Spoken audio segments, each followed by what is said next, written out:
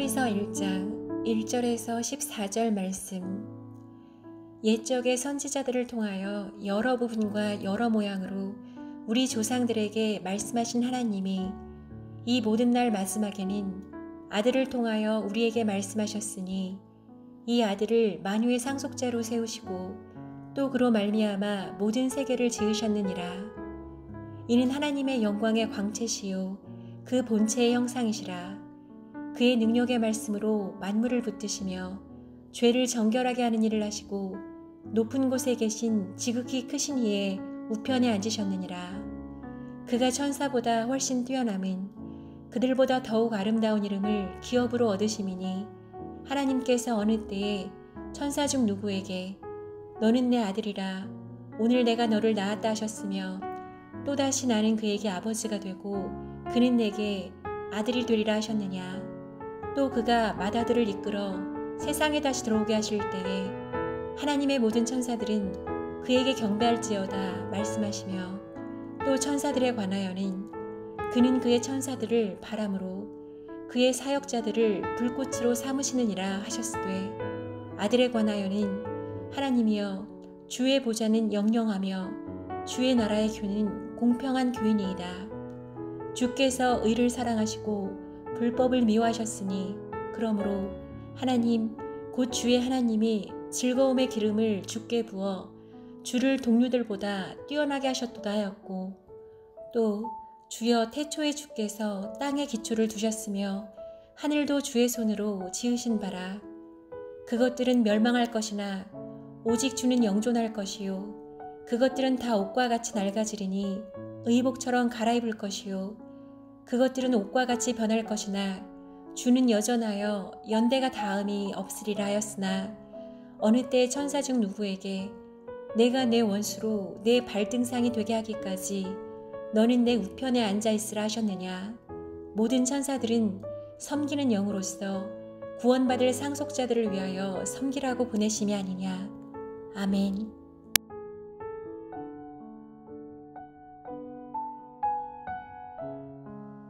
함께 기도하겠습니다. 하나님, 우리에게 믿음을 주셔서 그 믿음에 따라 또 믿음의 길로 걸어갈 수 있도록 허락하신 것 감사합니다. 하나님, 그 믿음이 절대 흔들리지 아니하며 끝까지 승리의 길로 갈 수 있도록 우리와 동행하여 주옵소서. 이 모든 말씀 예수님 이름으로 기도하였습니다. 아멘. 할렐루야. 우리를 구원하시고 생명을 주시기 위해 하나님의 아들 예수 그리스도를 이 땅에 보내주신 우리 하나님의 이름을 높이 찬양과 경배와 영광을 올려드립니다. 오늘 우리가 함께 나눌 말씀의 제목은 믿음이 흔들리는 오늘의 히브리인들에게 라고 하는 말씀의 제목입니다. 오늘부터 9월 한 달 동안은 히브리서 말씀을 저희가 함께 묵상할 예정입니다. 사실 히브리서는 함께 묵상하고 나눌 내용들이 너무나도 많아서 한 절 한 절 깊이 있게 묵상해야 될 정도로 중요하고 귀한 말씀으로 가득 차 있는 말씀입니다. 하지만 또 한편으로는 여러 가지 신비에 쌓여 있는 말씀이기도 합니다. 우선 그 신비 중에 첫 번째가 바로 히브리서의 저자에 관한 것입니다. 히브리서의 저자가 누구냐에 대해서는 여러 가지 추측만 있을 뿐입니다. 어떤 분들은 바울이 썼다라고 말하기도 하고 또 어떤 분들은 아볼라가 썼다라고 하기도 하고 어떤 분들은 브리스길라와 아굴라가 쓰지 않겠느냐라고 추측하기도 합니다. 많은 분들이 그렇게 히브리서 저자를 추측하고 있기는 하지만 사실 히브리서의 저자가 정확하게 누구인지는 신비롭게도 정말로 드러나지 않고 감추어져 있습니다. 히브리서에 또 다른 신비가 하나 더 있는데 바로 히브리서의 대상이 누구냐에 대한 것입니다. 로마서는 로마에 있는 성도들에게 썼지요. 그리고 빌립보서는 빌립보에 있는 성도들에게 썼습니다. 명확하게 드러납니다. 그런데 히브리서는 정확하게 누구에게 썼느냐가 기록되어 있지 않은 그 신비에 감추어져 있습니다. 어떻게 생각하면 이것이 무슨 신비인가 라고 할 수 있을 것입니다. 그런데 저자가 누구인지, 대상이 누구인지가 감추어져 있는 것을 신비라고 표현하고 있는 것은 저자가 없는 것이 아니라 모든 믿음의 사람들, 우리를 포함한 모든 믿음의 사람들이 저자가 되어야 하기 때문이며, 대상이 없는 것이 아니라 이 땅의 모든 믿음의 사람들이 바로 대상이기 때문입니다. 그래서 히브리서를 함께 묵상하는 내내 말씀 앞에 우리 자신을 끊임없이 비추어 보며, 우리가 이 시대에 어떤 믿음의 사람으로, 우리가 이 시대에 어떤 믿음으로 살아가야 하는지를 다른 어느 때보다도 더 진지하게 고민해 볼 수밖에 없는 말씀입니다. 도전하기는 히브리서 말씀을 묵상하는 가운데 그 믿음이 돌이켜지며 또 우리의 믿음이 어떻게 살아가야 되는지 그 방향을 발견하시기를 주의 이름으로 도전합니다. 먼저 오늘 말씀에서 나누고 싶은 것은 앞에서 나누었지만 누가 기록했는지, 그리고 또 누구를 대상으로 했는지는 신비에 감춰져 있지만 분명하게 기록되어 있는 것 중에 한 가지는 무엇을 우리가 들어야 하는가에 대한 말씀은 아주 분명하게 기록되어 있다는 것인데, 먼저 시작되는 1절과 2절 말씀입니다. 1절 2절 함께 천천히 읽어볼까요?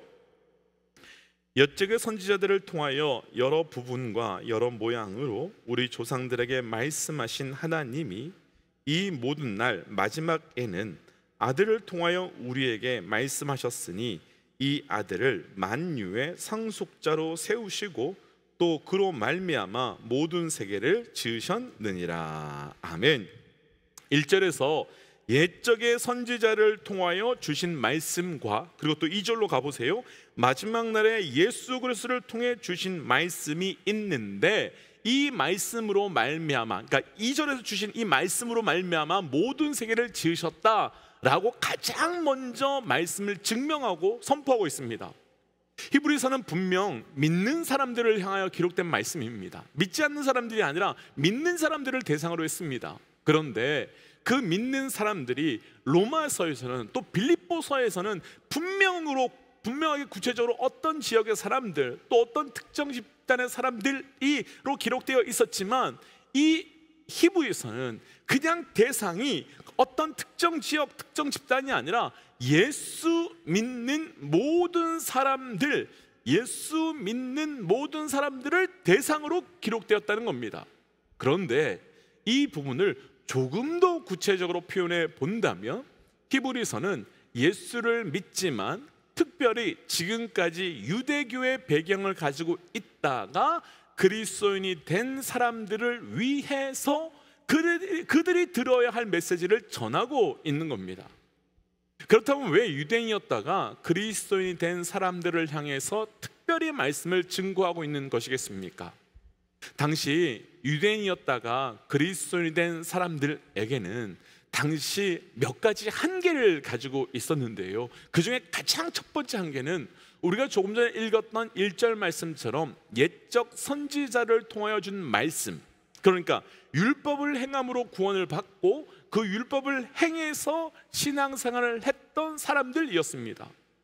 그런데 어느 순간 이들이 복음을 받아들이고 그리스도인이 되어서 이제는 더 이상 율법의 행함으로 구원을 받는 것이 아니라 오직 믿음으로만 구원을 받고 믿음의 삶을 살아가고 있었는데, 문제는 여전히 자기가 살아왔던, 그리고 알고 왔던 그 율법의 삶을 여전히 고수하면서 율법의 방법대로 내 믿음의 생활을 하고 있었던 겁니다.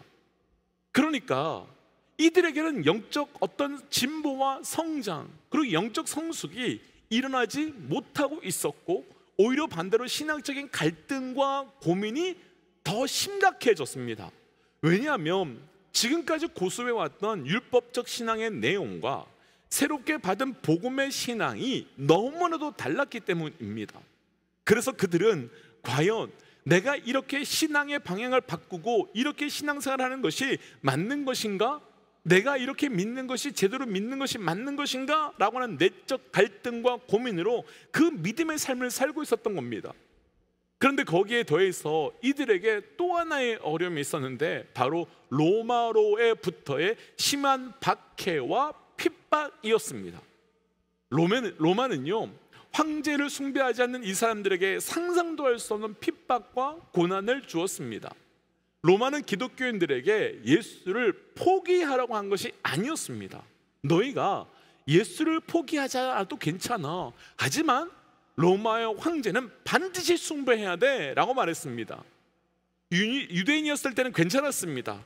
그런데 오직 하나님 한 분만을 경배하라고 하는 그 믿음의 사람 기독교인이 되니까 그때부터는 상상할 수 없는 고난과 핍박이 시작하게 된 것입니다. 후회가 되지 않을까요? 게다가 또 다른 어려움이 있었는데 바로 내부적인 핍박과 갈등이었습니다. 예수님의 십자가 못 박아 죽인 유대인들은 예수님이 부활하시자 자신들이 틀렸음이 드러나게 될 것이고 자신들의 틀렸음을 감추기 위해서 부인하기 위해서 생명 걸고 싸웠습니다. 그래서 그들이 했던 결정과 방법이 무엇이었는가 하면 교회 안에 거짓 기독교인들을 집어넣어서 예수와 십자가만으로는 구원받을 수 없다, 혹은 율법이 같이 들어와야 한다, 율법대로 사는 것이, 율법과 함께 복음과 함께 사는 것이 맞다라고 하는 유혹과 갈등을 교회 안에 만들어냈습니다. 그럼 이런 상황 속에서 기독교인이 된 유대인들의 마음은 어떻을까요? 이런 상황 속에서요, 기독교인이 된 유대인들의 마음과 생각과 심정은 어땠을까요?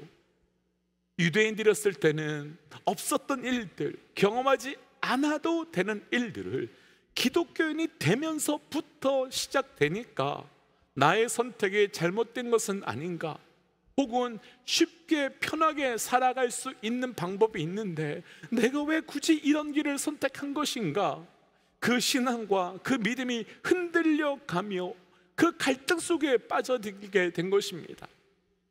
만약 우리가 이런 상황 속에 있게 된다면 어떻게 반응하시겠는지요? 내가 지금까지 믿어왔던 나의 율법을 포기하고 예수를 선택했는데 그로 인해서 더 많은 고통과 더 많은 어려움과 더 많은 갈등과 그런 것들이 생긴다면 어떻게 하시겠는지요? 만약 지금까지는 그냥 대충 교회 다니고 그냥 영화 생활하듯이 신앙생활 하다가 어느 날 내게 은혜가 임하여서 정말 제대로 신앙생활 하겠다고 결단해 보았는데 그때부터 오히려 더 많은 어려움과 더 힘든 일들이 더 생기고, 그리고 같이 교회 다니던 성도들이 꼭 그렇게까지 신앙생활 할 필요 없다고 옆에서 말하고 있다면 어떻게 하시겠는지요? 대부분 그 정도가 되면 이전으로 돌아가거나 혹은 적당히 타협하거나 아니면 나의 새로운 영적 결단을 멈추는 것이 일반적이지요. 그런데 히브리 저자는 그렇게 흔들리며 갈등하는 믿음의 사람들에게 오늘 말씀에서 두 가지를 도전하면서 흔들리면 안 돼라고 말하고 있는 겁니다. 그러니까 오늘 말씀의 제목 그대로 믿음의 사람들이 되었는데 믿음이 흔들리는 히브리인들에게 도전하는 거고, 오늘날에 우리에게 두 가지 도전을 하고 있는 겁니다. 그 첫 번째는 1절과 2절 말씀을 통해서 진정한 영적 권위가 누구에게 있는가에 대해서 다시 상기시켜주면서 옛적부터 율법을 전해준 선지자가 아니라 모든 날의 마지막 날, 그러니까 모든 날의 심판의 날인 그 마지막에 우리에게 말씀하여 주시고 모든 세계를 창조하신 예수 그리스도를 통해 들은 복음에 대해서만 증거하면서 그 복음의 주인이신 예수 그리스도가 어떤 분인지를 1장 전체를 통해서 증거하고, 그래서 우리가 듣고 따르고 반응해야 하는 분, 우리 삶에 진정한 영적 권위를 두어야 하는 분이 오직 예수 그리스도임을 선포하면서 흔들리지 말라라고 말하는 겁니다. 간단하게 정리해 본다면 지금 너희를 반응하게 하고 너희를 고민하게 하고 너희를 흔들게 하고 있는 것 많이 있지만 오직 예수 그리스도께만 반응하며 그분께만 권위를 두어라, 그분께만 권위를 두어라 라고 도전하고 있는 겁니다. 어떻게 생각하면 절대 권위가 오직 예수께 있다는 이 말이 무슨 위로가 될까, 무슨 힘이 될까 하실 수도 있을 것 같습니다. 믿음이 흔들리고 신앙이 흔들리고 있는 그때에 예수께만 절대 권위를 두라는 것이 무슨 위로가 되고 힘이 될까라고 할 것 같지만 그렇지 않습니다. 아마도 많은 이민 성도들께서는 경험해 보셨겠지만 우리 이민 성도들은 거의 이민 전문가라고 표현해도 맞지 않을까 생각이 됩니다.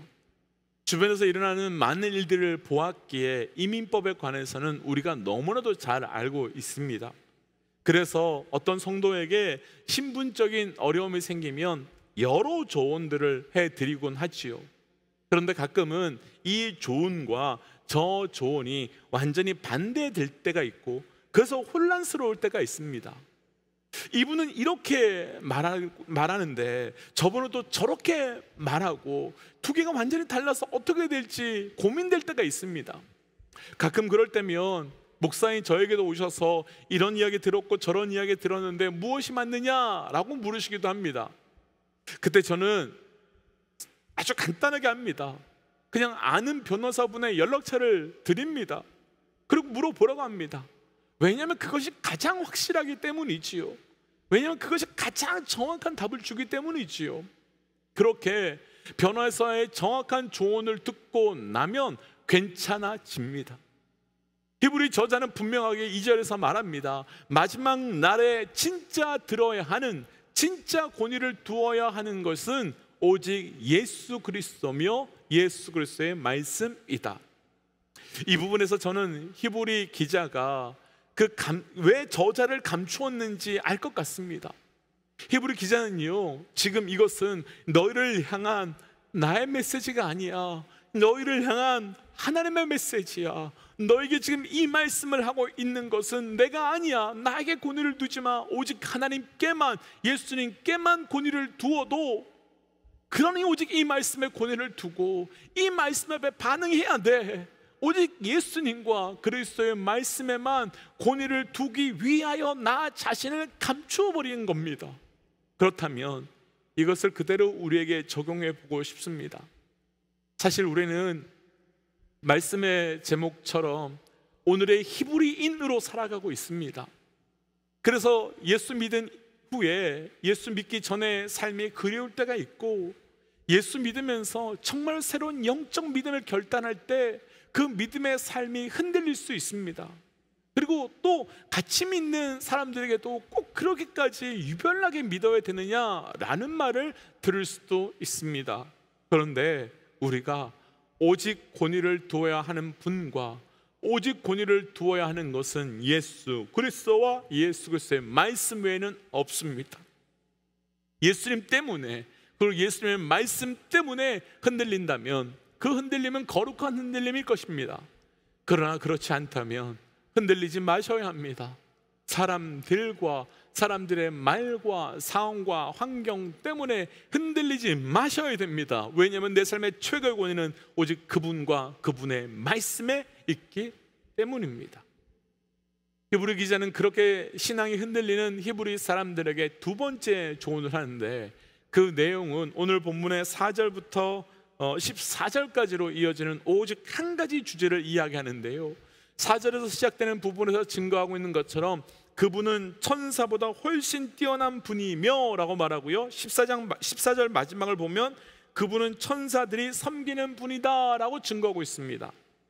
그러니까 예수 그리스도와 예수 그리스도의 말씀인 복음이 천사보다도, 그리고 천사들이 전해진 율법보다도 훨씬 우월함을 증거하고 있는 거지요.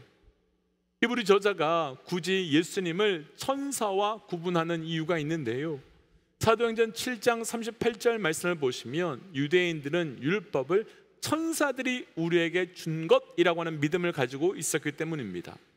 그러니까 율법은 천사들이 모세에게 주었고 모세가 자신들에게 준 것이라고 하는 믿음을 가지고 있었던 겁니다.